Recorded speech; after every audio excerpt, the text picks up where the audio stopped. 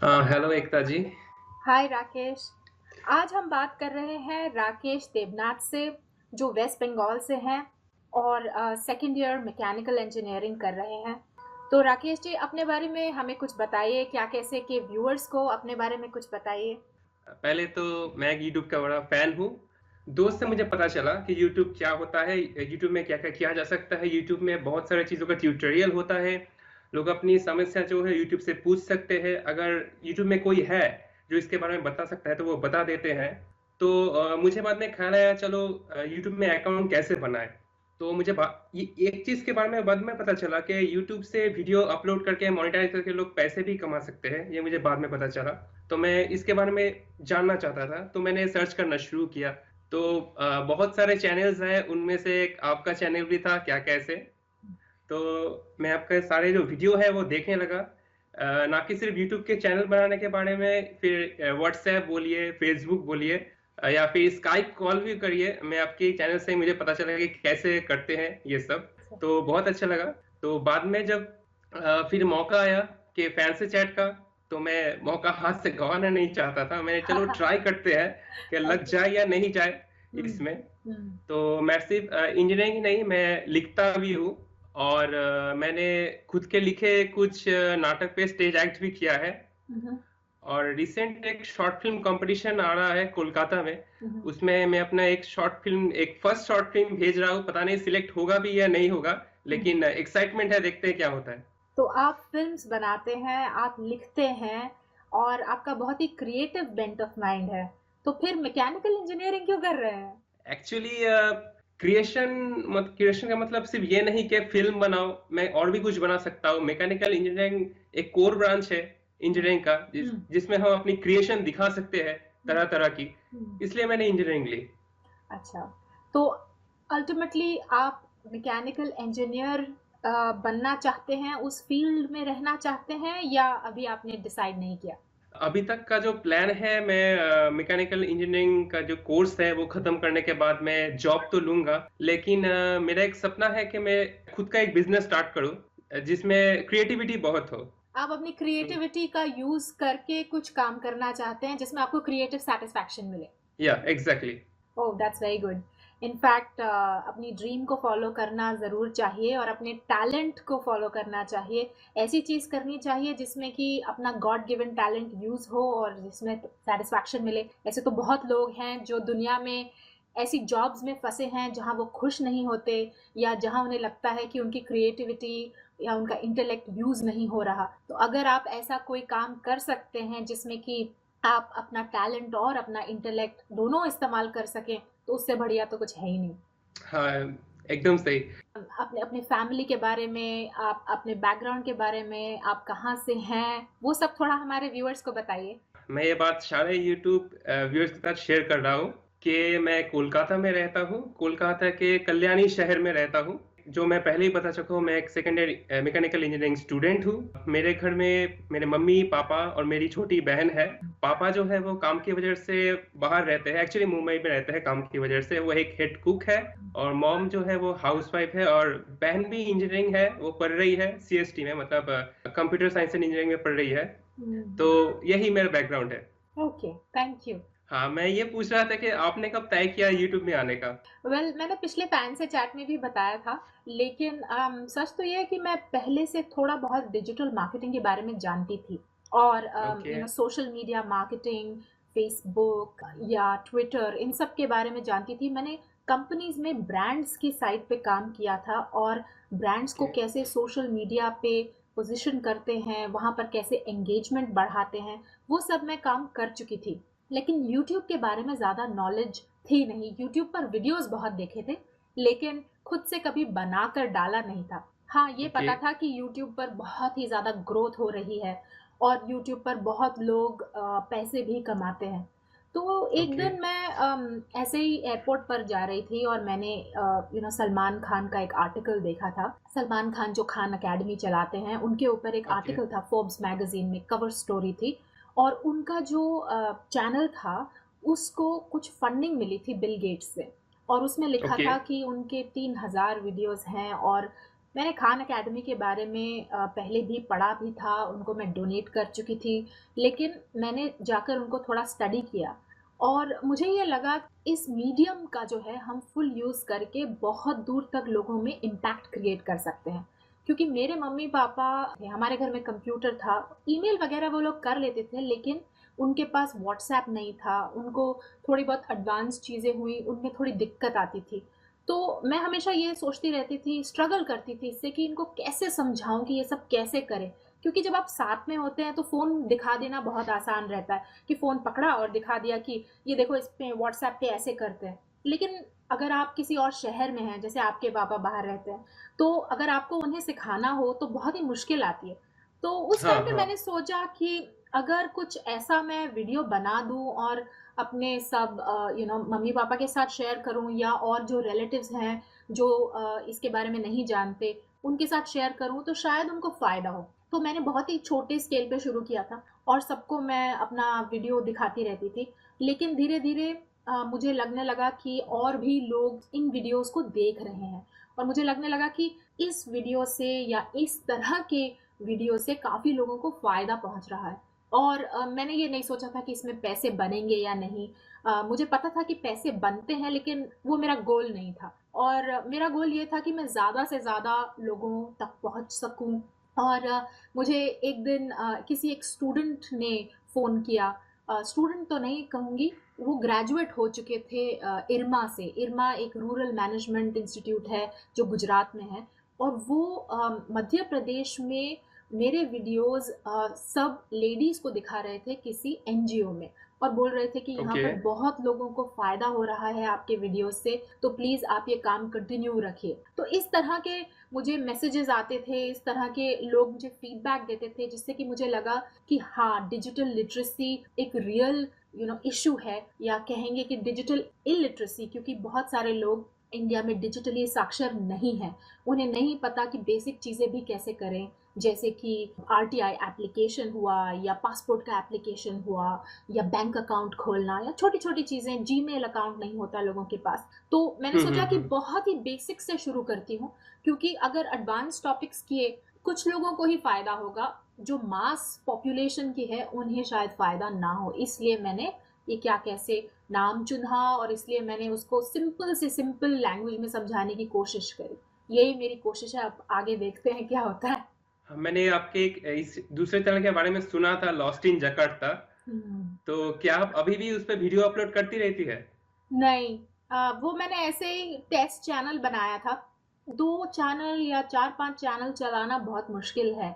ये वाला चैनल काफ़ी बड़ा हो गया और इसमें बहुत सारे कमेंट्स आने लग गए और इसमें बहुत टाइम चले जाता है। जैसे कि आज भी मैं देख रही थी अभी थोड़ी देर पहले आपसे चैट करने से पहले कि मेरे पास कमेंट्स जो हैं 535 कमेंट्स आए हुए थे और मैं 535 कमेंट्स अगर पढ़ूँ, सिर्फ़ पढ़ूँ तो उसमें ही 1-2 घंटे तो चले जाएँगे। अगर जवाब देने बैठूँ हर कमेंट का, इस तरह से मतलब वीडियो बनाना जब होता है, तो उस पे थोड़ी रिसर्च जाती है। फिर मैं तो एनिमेट करती हूँ या स्क्रीन कास्ट करती हूँ, तो उसमें टाइम जाता है।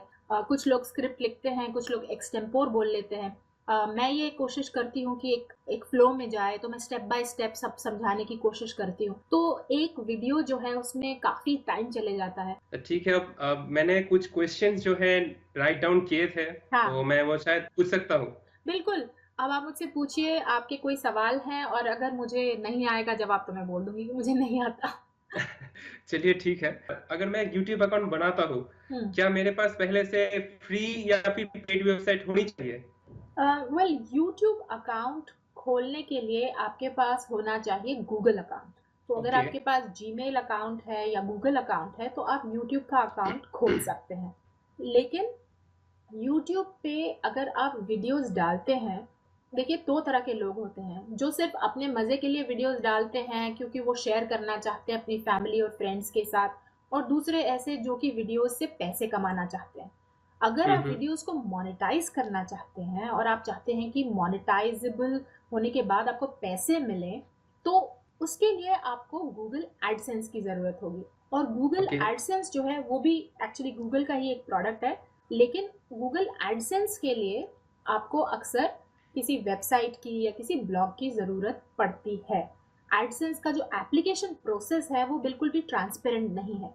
वो हर कंट्री ओके। में अप्रूव नहीं करते, वो हर तरह की वेबसाइट अप्रूव नहीं करते। जैसे कि अगर आप इंडिया का एग्जाम्पल ले लें, उनकी जो टर्म्स हैं वो काफ़ी स्ट्रिक्ट हैं। अक्सर जो वेबसाइट होती हैं उसमें 6 महीने लग जाते हैं गूगल एडसेंस की एप्लीकेशन को अप्रूव होने में। कुछ लोगों को जल्दी अप्रूवल ओके। भी मिल जाता है, लेकिन अक्सर अगर आपने नया अकाउंट बनाया है या आपकी बिल्कुल नई वेबसाइट है, तो वो वेट करते हैं कि आपकी कंटेंट हो, यानी कि आपकी वेबसाइट में कंटेंट होना चाहिए। और जब आपकी वेबसाइट में कंटेंट होगा और वो लेजिटिमेट कंटेंट होगा, कुछ खराब कंटेंट नहीं होगा, क्योंकि गूगल की काफ़ी कैटेगरीज होती हैं जिसमें कि अगर ओके। आपने कंटेंट बनाया तो वो हो सकता है कि एडसेंस को अप्रूव ना करे। अब फॉर एग्जांपल अगर मैं टेक को ले लूँ या मैं कुकिंग ले लूँ, तो ये जो है ये कैटेगरीज आसानी से आपको अप्रूवल मिल जाता है। फिर एक बार आपको गूगल एडसेंस का अप्रूवल मिल गया, तो आप उस एडसेंस अकाउंट को अपने यूट्यूब चैनल के साथ जोड़ सकते हैं। इस टॉपिक पे आई थिंक मुझे एक वीडियो बना देना चाहिए, क्योंकि बहुत लोग इसके बारे में सवाल पूछते हैं और ये एक अच्छा सवाल है। तो फेसबुक फैन पेज का उस पे लगा सकते हैं एडसेंस? नहीं नहीं, फेसबुक पर नहीं लगता। लेकिन अगर आपकी कोई और साइट है जैसे कि वर्डप्रेस हुआ, वीबली हुआ, विक्स हुआ, ब्लॉगर, ब्लॉग स्पॉट या फ्लिक्सिया या बहुत सारे ऐसी डॉकस्टॉक, बहुत सारी ऐसी साइट्स होती हैं हम्म। जहां पर कि आप एडसेंस लगा सकते हैं और आप पैसे कमा सकते हैं। फेसबुक ने अभी तक एडसेंस अलाउ नहीं किया है। ओके, ठीक है। तो मेरा नेक्स्ट क्वेश्चन जो है वो ये है कि हम लोग का जो फेसबुक यूट्यूब अकाउंट है, जो लोग यूट्यूबर्स है, वो हैकर से अपने चैनल को कैसे बचाए? वेल, हैकिंग के बारे में मुझे ज़्यादा नॉलेज तो नहीं है। हाँ, बस ये कह सकती हूँ कि आजकल कोई भी ऐसी चीज़ नहीं है जो कि हैकर प्रूफ हो। अगर आप पेंटागन को भी ले लें या सीआईए को ले लें, जो कि दुनिया की बहुत ही सिक्योर जगहें मानी जाती हैं, वो भी हैक हो जाती हैं। तो फिर ये तो सिर्फ यूट्यूब है। हाँ, एक चीज़ आप कर सकते हैं और वो ये कि आप अपना पासवर्ड थोड़ा मुश्किल रख सकते हैं। आप ये कोशिश कर सकते हैं कि आप अपना पासवर्ड थर्ड पार्टीज़ को ना दें, क्योंकि अक्सर क्या होता है कि ये जो पासवर्ड्स हैं ये थर्ड पार्टीज़ के थ्रू हैक होते हैं। तो आजकल बहुत ही कम ऐसी साइट्स हैं जो हैकर प्रूफ हैं। इनफैक्ट हैकर्स जो हैं वो हमेशा सबसे एक कदम आगे ही रहते हैं। मेरे हिसाब से हैकर्स अपने टारगेट्स को बहुत ही समझदारी से चुनते हैं। वो लोग अपनी एनर्जीज वहाँ लगाते हैं जहाँ उन्हें ज़्यादा फायदा होता है। इसलिए आपने सुना होगा कि बैंक्स बहुत बड़े टारगेट्स होते हैं अक्सर हैकर्स के, बिकॉज वहाँ पर हैक करने से, पासवर्ड पता लगने से आप पैसे ट्रांसफर कर सकते हैं, आपको मॉनेटरीली फायदा हो सकता है। एक डॉलर पे जो डॉलर जो जनरेट होता है एक व्यूज पे, वो क्या वीडियोस पे डिपेंड करते हैं या फिर किस देश में वो वीडियो देखा जा रहा है वहां पर डिपेंड करता है? दोनों। मैं आपको एक्सप्लेन करती हूँ पहले एक एडवर्टाइज़र के पॉइंट ऑफ व्यू से, और फिर ओके। आप समझिएगा कि अगर आप यूट्यूबर हैं तो उसका आपके लिए क्या इम्प्लीकेशन है। अगर मैं एक ब्रांड हूँ या मैं एक कंपनी हूँ और मैं किसी को रीच करना चाहती हूँ, तो यूट्यूब मेरे लिए एक मीडियम बन जाता है, मेरे लिए एक चैनल है। फॉर एग्जाम्पल, तो मुझे ओके। सिलेक्ट करना पड़ता है कि मुझे कौन कौन से टारगेट ऑडियंस को इस एड को दिखाना है। हो सकता है ओके। कि मुझे बिल्कुल यंग लोग ना चाहिए हो जो कि 20 साल से कम हो। या कार का एग्जाम्पल ले लेते हैं, कार ज़्यादा आसान है। तो चलिए कार का एग्जाम्पल ले लेते हैं। सपोजिंग मैं मारुति कार कंपनी से एडवर्टाइजिंग करना चाहती हूँ और मैं यूट्यूब पर एडवर्टाइज करना चाहती हूँ। अब ओके। अक्सर जो बच्चे हैं वो तो कार चला ही नहीं सकते, हम्म। खरीदेंगे तो उनके मम्मी पापा।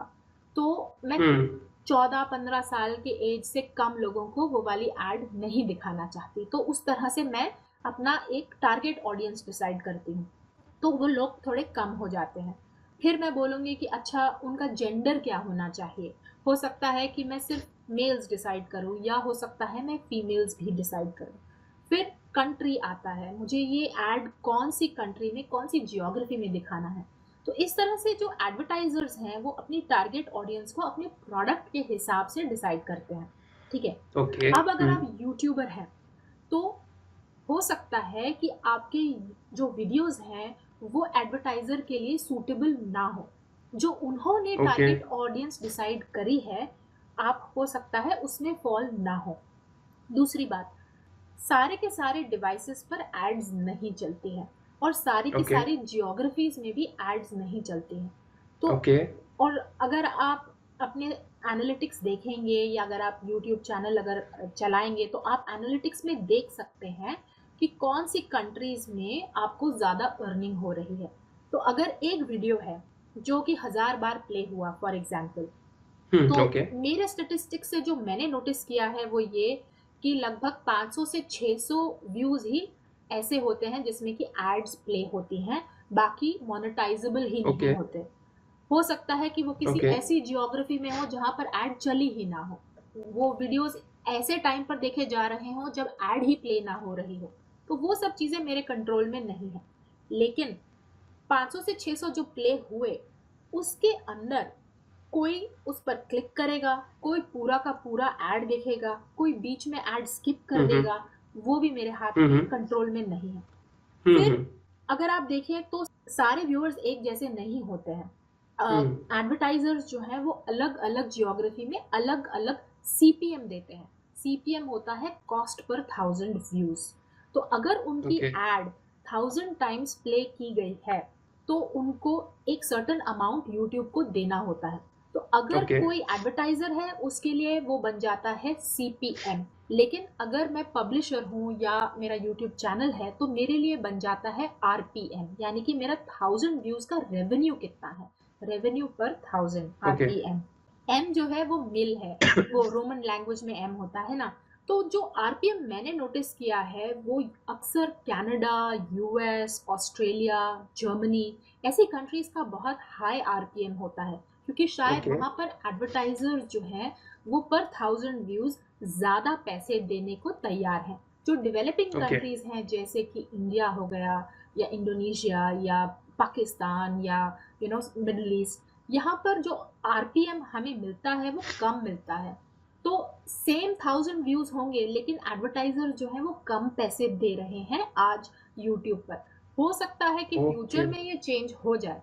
लेकिन अगर आप अपनी टारगेट ऑडियंस को यूएसए में रखते हैं, फॉर एग्जाम्पल आपकी कोई इंग्लिश मूवी है, तो हो सकता है कि वो ज़्यादा डेवलप्ड मार्केट्स में देखी जाए और ऐसी स्थिति में आपको ज़्यादा पैसे मिलेंगे। क्योंकि मैंने टारगेट ऑडियंस इंडिया या साउथ एशिया में चूज़ करी है, मेरी ज़्यादातर ऑडियंस एशिया से है, इसलिए मेरा आरपीएम थोड़ा कम रहता है। जो फ्री वेबसाइट्स है जो हम पहले ट्रायल के लिए यूज करते हैं, तो क्या हम उसे पूरा बाय कर सकते हैं? हाँ, जो फ्री वेबसाइट्स होती हैं उसका जो ट्रायल होता है वो इसीलिए होता है ताकि आप 1 महीने तक या कुछ टाइम तक उसे ट्राई कर सके और उसके बाद आप अपग्रेड कर सके। अब मैं आपको एक ओके, एग्जांपल दे देती हूँ। कुछ ऐसे होती हैं जो होती हैं फ्रीमियम, कुछ ऐसे होते हैं जो ओके, कि फ्री ही रखते हैं। अगर आपको एक्स्ट्रा फीचर्स चाहिए तो आप पे कर दीजिए, वरना आपके पास फ्री की भी ऑप्शन है, आपको फ्री के कोई पैसे नहीं देने होते। अब वीबली का एग्जाम्पल ले लेते हैं। वीबली में मेरे पास बहुत सारी साइट्स हैं जो फ्री हैं, लेकिन मेरे ओके, पास वीबली की पेड वेबसाइट्स भी हैं। उसमें क्या होता है कि अलग अलग प्लान्स रहते हैं। अगर आप ऐसा कोई प्लान लेते हैं जिसमें कि आपको ऑनलाइन स्टोर चाहिए, जैसे कि आप ई कॉमर्स का कोई स्टोर बनाना चाहते हैं, आप कोई सामान वहाँ बेचना चाहते हैं जैसे कि कपड़े या टी शर्ट्स या वॉचेस कुछ भी, तो आप वहाँ पर ऑनलाइन स्टोर यूज़ कर सकते हैं और वहाँ पे फंक्शनैलिटी बिल्कुल अलग रहती है, क्योंकि वहाँ पर पेमेंट गेटवे होगा, वो इंटीग्रेटेड होगा, अलग अलग करेंसीज में पेमेंट लेने की ऑप्शन होगी, एक पूरा का पूरा स्टोर होगा, शॉपिंग कार्ट होगी। ये सब फीचर जो है, ये प्रीमियम फीचर्स फ्री वर्जन में नहीं होते। तो अब ये आप पर डिपेंड करता है कि आपकी नीड क्या है और आप फ्री यूज़ करना चाहते हैं या आप पेड यूज़ करना चाहते हैं। होता यह है कि लोग फ्री पहले यूज़ कर लेते हैं और जब वो कंफर्टेबल हो जाते हैं तो पेड वेबसाइट यूज़ करने की कोशिश करते हैं। एक बेसिक ब्लॉग हुआ तो आप ब्लॉगर में बना लीजिए, ब्लॉग स्पॉट में बना लीजिए, वहाँ पर फ्री होता है, कोई कंपल्शन नहीं है कि आपको खरीदना है। आप जब तक चाहें वहाँ पर अपना फ्री वेबसाइट रन कर सकते हैं। गूगल साइट्स हुआ, ये सब फ्री हैं। लेकिन जब आपको एक्स्ट्रा फीचर्स की ज़रूरत है, जब आपको टेक्निकल सपोर्ट चाहिए, जब आपको कुछ एडवांस्ड फीचर्स चाहिए जैसे कि शॉपिंग कार्ट या करेंसी, पेमेंट ऑप्शंस, तो उन सब के लिए आपको पेमेंट तो करनी होती है। अच्छा, गूगल का जो ये ब्लॉगर है या फिर ब्लॉग स्पॉट है, क्या बाद में जब हम इसे सैटिस्फाई हो जाए तो क्या हम इसे पूरा बाय कर सकते हैं? ये फ्री है, इसमें कुछ बाय करने के लिए है नहीं। ब्लॉगर और ब्लॉग स्पॉट बिल्कुल फ्री है। वर्डप्रेस में आपके पास फ्री वर्जन और प्रीमियम वर्जन है। वीबली, विक्स, इनमें फ्री और प्रीमियम वर्जन है। लेकिन ब्लॉग स्पॉट, अच्छा। ब्लॉगर जो गूगल की हैं या गूगल साइट्स, ये फ्री हैं। अच्छा, तो एकता जी मुझे एक बात और ये भी बताइए कि बेस्ट जो एडिटिंग सॉफ्टवेयर है जिसे हम बाय भी कर सकते हैं वो कौन-सा है? वेल ऐसा कोई बेस्ट सॉफ्टवेयर तो नहीं है। बहुत सारे लोग अलग अलग सॉफ्टवेयर यूज़ करते हैं। अगर आप गूगल में जाके टाइप करेंगे वीडियो एडिटिंग सॉफ्टवेयर्स तो आपको बहुत सारे मिल जाएंगे। देखिए ये नीड पे डिपेंड करता है। अक्सर यूट्यूबर्स जब शुरू शुरू में आते हैं तो वो बेसिक या फ्री जो है वीडियो एडिटिंग सॉफ्टवेयर्स यूज़ करते हैं। मैंने एक्चुअली खान अकेडमी में जाकर के पढ़ा था कि वो कैम्टेशिया यूज़ करते हैं, तो मैंने कैम्टेशिया ले लिया। मैंने उसके बारे में इतनी ज़्यादा रिसर्च करी नहीं, और मैंने उसका फ्री ट्रायल लिया जो कि 1 महीने का था, और मैं फिर सीख गई तो मुझे लगा कि हाँ ये ठीक ही है। मैंने उस टाइम पर कैम्टेशिया खरीद लिया। हाँ, मैंने उसके बाद थोड़े बहुत और सॉफ्टवेयर भी इस्तेमाल किए हैं। कैम्टेशिया का ये है कि इनके बहुत सारे प्रोडक्ट अपग्रेड्स आते रहते हैं, इनकी टेक्निकल हेल्प बहुत अच्छी है, और ये वीडियो एडिटिंग के अलावा ये स्क्रीन कैप्चर के लिए भी काम आता है। तो अगर आप स्क्रीन पे कुछ कर रहे हैं तो वो उसको भी रिकॉर्ड कर लेता है और पावर पॉइंट के साथ इंटीग्रेट हो जाता है। इसलिए मुझे लगा कि ये स्क्रीन रिकॉर्डिंग कम एडिटिंग सॉफ्टवेयर 2 इन 1 है, तो मैंने इसलिए ये ले लिया। हाँ, ज़रूर। मैं ये बोलना चाहता हूँ कि बहुत सारे चैनल्स हैं जो बड़े चैनल्स हैं, लेकिन शायद वो गूगल से वेरिफाइड नहीं है। यूट्यूब हाँ, के पास जो टिक मार्क होता है, हाँ। और कुछ कुछ चैनल्स ऐसे होते हैं कि शायद उतने व्यूज़ नहीं आते हैं, लेकिन वेरिफाइड है। क्या इससे फ़र्क पड़ता है? वेरिफिकेशन का जहाँ तक सवाल है, वेरिफिकेशन एक तरह से आपको क्रेडिबिलिटी देता है।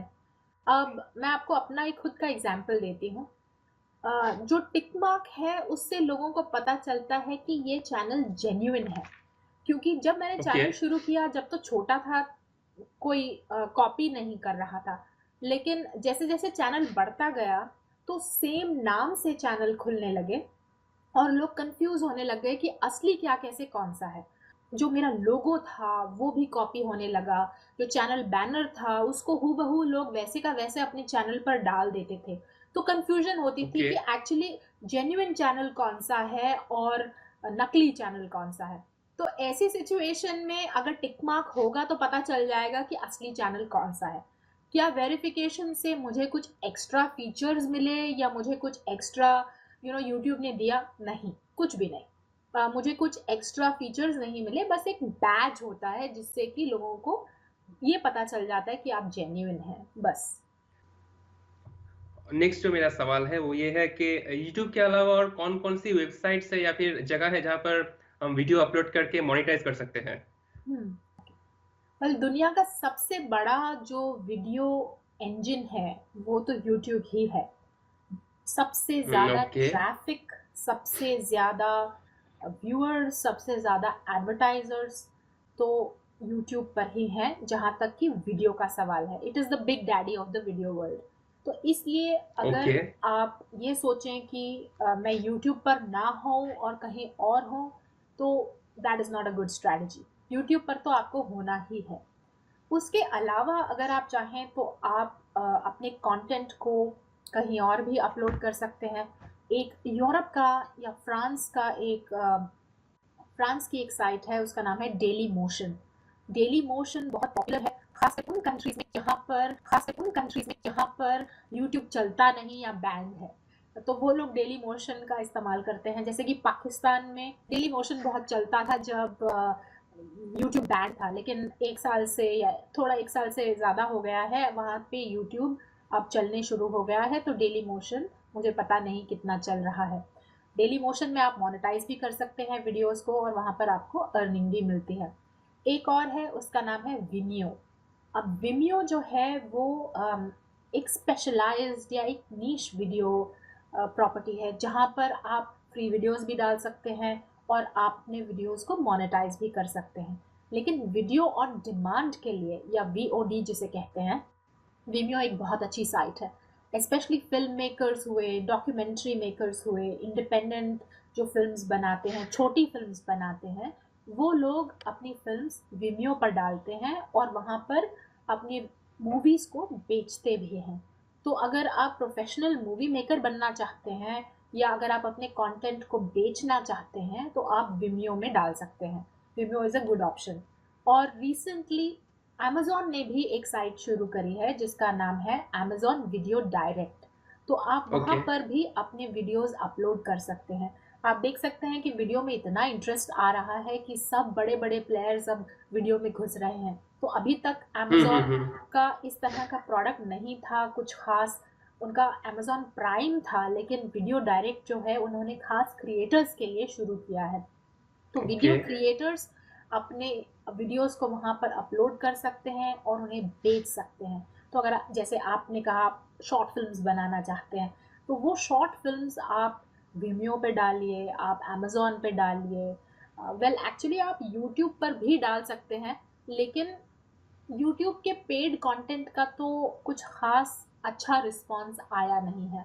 मैंने सुना है कि बहुत ही कम ऐसे चैनल्स हैं जो कि पेड कंटेंट को लेकर के यूट्यूब पर सक्सेसफुल हुए हैं।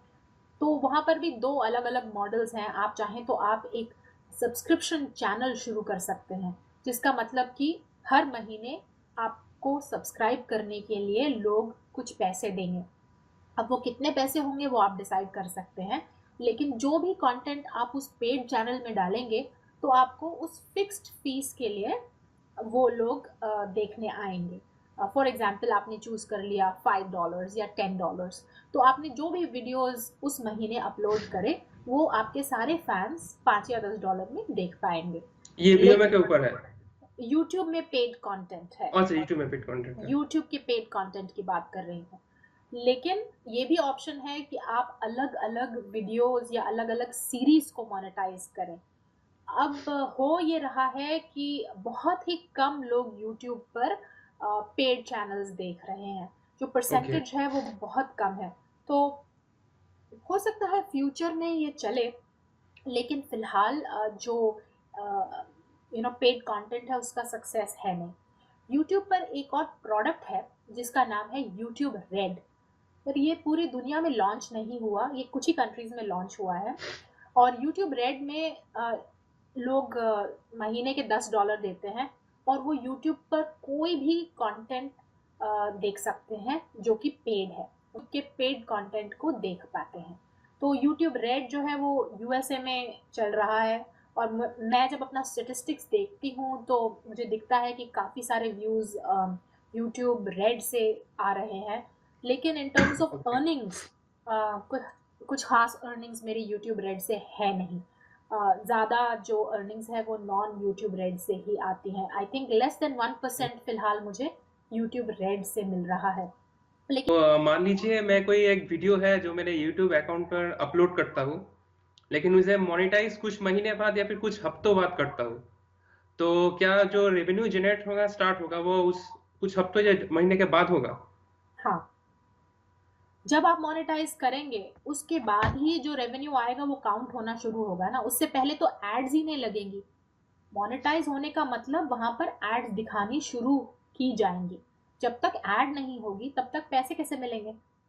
हाँ, ये बात है। और एक चीज़ है यूट्यूब में जो मुझे शायद उतनी समझ नहीं आती, जब कम देखता हूँ वो चीज़, वो ये कि चैनल में दिखाते रहते हैं कि गिव अवे हो रहा है, गिव अवे हो रहा है। ये गिव अवे एक्चुअली है क्या?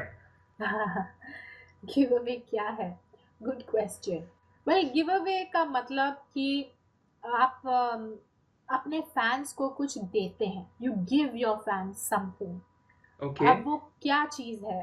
वो कोई फिजिकल प्रोडक्ट हो सकता है, वो कोई सर्विस हो सकती है, या वो एक तरह से फैंस के साथ कोई कंसल्टेशन हो सकती है। तो कुछ लोग ओके। अमेज़न के कार्ड्स या गूगल प्ले स्टोर के कार्ड्स इस तरह से देते हैं। कुछ लोग फ्री फ़ोन्स देते हैं। अगर बड़े चैनल्स होते हैं तो उनके पास स्पॉन्सरशिप्स होती हैं। उनको बड़ी-बड़ी कंपनीज़ फ्री गिफ्ट्स देती हैं, टी-शर्ट्स देते हैं लोग। तो इस तरह के गिव अवे होते हैं। अब गिव अवे के क्या फ़ायदे हैं? गिव अवे से क्या होता है कि लोग अट्रैक्ट होते हैं। उन्हें लगता है कि ओके। अच्छा कॉन्टेस्ट है तो चलो मैं भी पार्ट ले लेता हूँ। जो क्रिएटर है उसको फ़ायदा ये होता है कि वो बोलता है मेरे चैनल को लाइक करो, मुझे सब्सक्राइब करो, वीडियोस को लाइक करो, मेरे चैनल को सब्सक्राइब करो, और वो कहता है कि मेरे फेसबुक पेज पर भी जाओ। तो हो सकता है कि उसकी एंगेजमेंट और उसके जो सब्सक्राइबर्स हैं वो थोड़े बढ़ जाएं। फैंस को ये होता है कि उन्हें कुछ प्राइज़ मिलने की आशा होती है। उनको लगता है शायद मैं कुछ जीत जाऊँ, तो चलो कमेंट कर लेते हैं या क्वेश्चन पूछ लेते हैं। तो वो जो भी एक्टिविटी या जो भी रिक्वायरमेंट होती है गिव अवे की, वो फुलफिल करनी होती है फैन को। जब वो स्टेप्स ले लेते हैं तो उनको एक चांस मिल जाता है गिव अवे के लिए। अक्सर हर फैन को प्राइज़ नहीं मिलता। कॉन्टेस्ट में 1 या 2 प्राइजेस होते हैं जो कि हज़ारों लोगों में से किसी एक को मिलता है। अब कुछ लोग ऐसे भी हैं जो कहते हैं कि अगर अगर आप गिव अवे के विनर हुए तो मैं आपके साथ इंडिविजुअली बात करूँगा, या मैं आपको फ्री में कुछ चैट करूँगा, आपको कुछ आपके चैनल के लिए टिप्स दूँगा। तो अलग-अलग तरह के गिव अवे होते हैं, लेकिन गिव अवे की खास बात ये है कि इसमें विन-विन होना चाहिए। फैन के लिए कुछ होना चाहिए और चैनल के लिए कुछ होना चाहिए। अगर कोई ऐसी चीज़ होगी जिसमें कि फैन को कोई फ़ायदा नहीं हो रहा, तो कोई गिव अवे में पार्ट ही नहीं लेगा। और अगर कोई ओके। ऐसी चीज़ होगी जिसमें कि सिर्फ़ फैन को ही सब कुछ मिल रहा है, चैनल को कोई फ़ायदा नहीं, तो ऐसे ऐसा गिव अवे करने का कोई पॉइंट ही नहीं है। तो अगर आप गिव अवे ये तो है। प्लान कर रहे हैं, you have to think win win, जिससे कि आपको भी फ़ायदा हो और फैन्स को भी फ़ायदा हो। लेकिन हाँ, ऐसी स्ट्रैटेजीज़ जो हैं वो थोड़ा एक ब्लिप क्रिएट कर देती हैं आपके चैनल पर, एक एंगेजमेंट शॉर्ट टर्म क्रिएट कर देती हैं और इंटरेस्ट जो है आपके चैनल में बढ़ जाता है। लेकिन ये लॉन्ग टर्म स्ट्रैटेजी नहीं हो सकती। आप इसको for example once in 6 months कर लीजिए, या इसको वंस अ क्वार्टर कर लीजिए। अलग-अलग स्ट्रैटेजीज़ आप ट्राई करते रहिए। अगर आप रोज़ गिव अवे करेंगे तो लोग थक जाते हैं और लोग बोलते हैं ओह ये तो बोरिंग है, या अ, मुझे तो कभी मिलता नहीं। एक तरह से एक बोर्डम सेट इन हो जाता है। तो आप रोज़ गिव अवे मत करिए, उसकी नोवेल्टी को बरकरार रखिए जिससे कि लोग अट्रैक्ट हों और उसको जो सवाल थे वो तो खत्म हो गए मेरे। जो मैंने बस सोच इतने रखा ही था। सवाल है। मैंने मैं सोच नहीं पा रहा था कि क्या-क्या पूछूँ, लिख रहा था और देख रहा हूँ कि शायद अभी कम ही हो गए शायद पूछने के लिए। कोई तो बात नहीं। एक अब रिक्वेस्ट ज़रूर रहेगी हुँ। कि अगर आप कभी कोलकाता में आती हैं, तो अपने फैन्स को ज़रूर कहिएगा। ओके। वैसे मैं कोलकाता 2 बार गई हूँ। तब मैं ताज होटल्स में काम करती थी, तो मैं ताज बंगाल में 2 बार रही हूँ।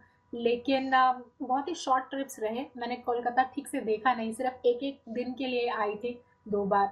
और मैं आपसे बोलना चाहती थी क्योंकि आप कुछ लिखते हैं, क्योंकि आप इतने टैलेंटेड हैं, हमारे फैन्स को कुछ सुनाइए। आप अगर कुछ अपने मन से अपनी कुछ पोएम या कुछ सुनाना चाहते हैं, आपको याद हो तो? याद हो तो ऐसे तो बहुत सारी है, लेकिन मैं ज़रा जो कहानी है वो ज़्यादा लिखता हूँ, जो पोएम है वो थोड़ी कम लिखता हूँ। अच्छा। इसलिए शायद मुझे सोचना पड़ रहा है कि मैंने क्या लिखा था पहले। अ एक शेर याद आ रहा है जो मैंने लिखा था शायद। हाँ। अ, कोशिश कर रहा हूँ याद करके सुनाने की।